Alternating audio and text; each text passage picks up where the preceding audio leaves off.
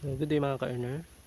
Habang hindi pa nga umuwi yung mga kambing, nandun pa sila, ay magbubunot na ako ng damo dito sa mga tanim nating kakawati.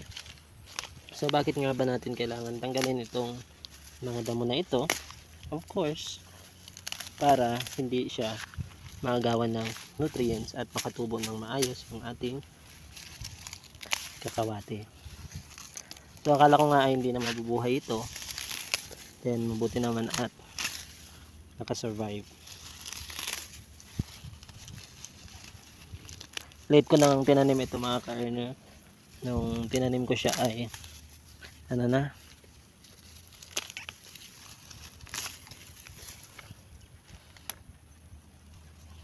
nung tinanim ko matagal ko nang naputol bago ko siya tinanim. So nabuhay pa rin naman yung ating Madre de Cacao.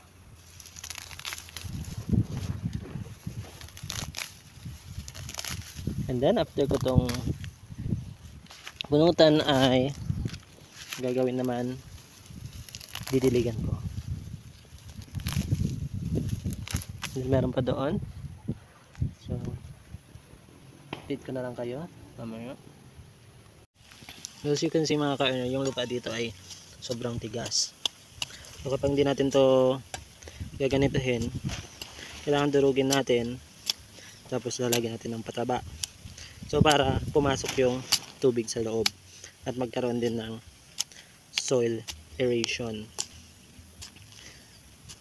Yung ugat din, pero malalim naman to.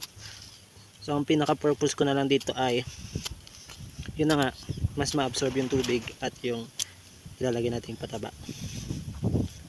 So grabe nga tong ano natin, lupa natin dito.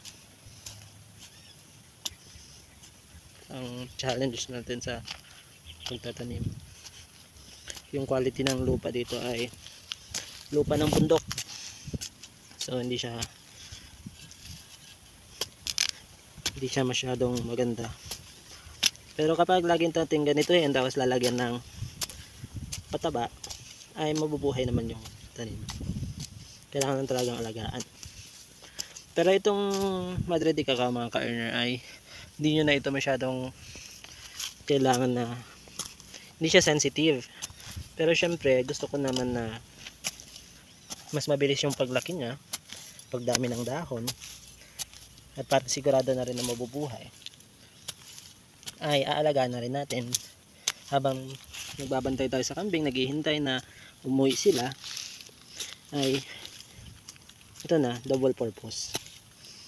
So kapag lagi kong sinasabi mga ka-earner, dapat nga ay bago pa lang mag-alaga ng kambing ay madami ng tanim. So swerte na lang ako dahil madaming kakawati dito or Madre de Cacao, pero yung akala kong madami ay kulang pala mga ka-earner. Sadly yung tanim kong Napier ay nasobrahan sa tubig kasi nga nung maulan, hindi ko naman alam na dun sa pinaglagyan ko pala dyan ay dyan pala ang daanan ng tubig. So na ano siya, sobrahan. Magtatanim na lang ako ulit ng Napier at magtatanim din tayo ng maramais. So abangan nyo yun mga ka-earner, gawa ko ng video. Kaya yung kahit yung kakawati na tinanim ko doon, nabuhay din siya nung una tapos namatay din dahil nga daanan ng tubig pala dyan, kaya pala may soil erosion doon. So hanggang dito na lang muna mga ka-earner. Ay papakita ko pa pala yung ano, papakita ko pa sa inyo yung paglagay ko ng pataba. At anong patabang ilalagay natin? Of course yung tae ng kambing. So double purpose na, ganun yan mga ka-earner. Isa pang reason kaya dito nakadami dahil nga yung mga kambing ay dito dumadaan, nakikita nila tong mga tanim, so kinakain nila. Ngayon ay hindi na sila makakalabas dito, doon na lang sila. Kaya safe na tayo magtanim dito mga ka-earner. Pwede ko nang punuin ito ng tanim na damo para sa kanila. Sayang nga lang ay tapos na rin yung tag-ulan, pero sisipagan na lang natin magdilig. Pero baka sa bahay na rin ako. Magtatanim din ako sa bahay mga ka-earner. So yun muna. Ayan. So ito na mga ka-earner. Halo na natin. Papauwi na nga ang ating mga kambing, kaya medyo bibilisan ko na. Ayan. Tapos mekos-mekos lang.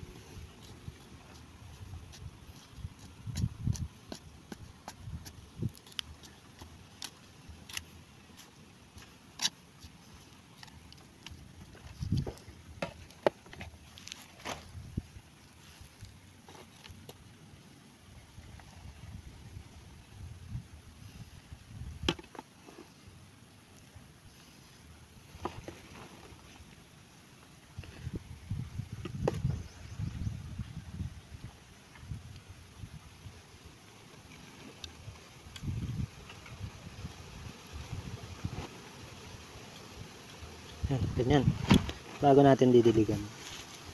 So lalagyan ko muna lahat bago didiligan. So, nakakyat na nga yung mga kambing natin mga ka-earner.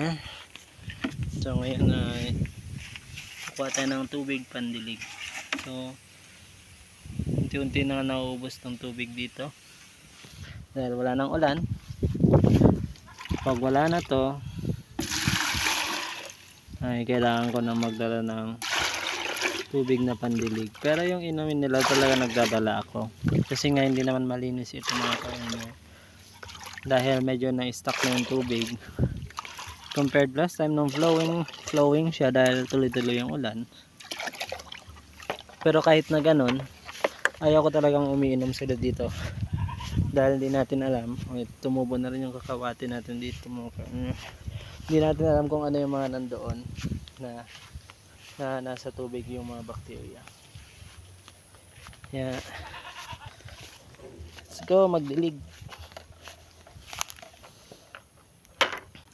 Ang goal nga natin ay magparami ng pagkain ng kambing dahil mahirap maubusan kahit na madaming kakawate dahil nga kinuhanan ko na. Ngayon ay hindi ko pa rin pwedeng, kanina nag harvest na naman ako, kunti lang nakuha ako, hindi ko naman pwedeng kalbuhin yung dahon niya, mamamatay naman yung, baka mamatay yung kakawate pag kinuha ko lahat. At saka maliliit pa yung iba, need pa ng time para lumaki.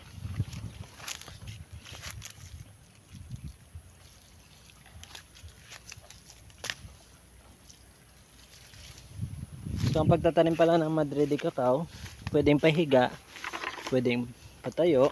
So ayan, slant or horizontal. Nagbaka sakali lang ako dyan sa naka horizontal, tumubo naman. So kulang pa ng tubig. So yun lang muna mga ka-earner. Thank you for watching. God bless always. Bye bye.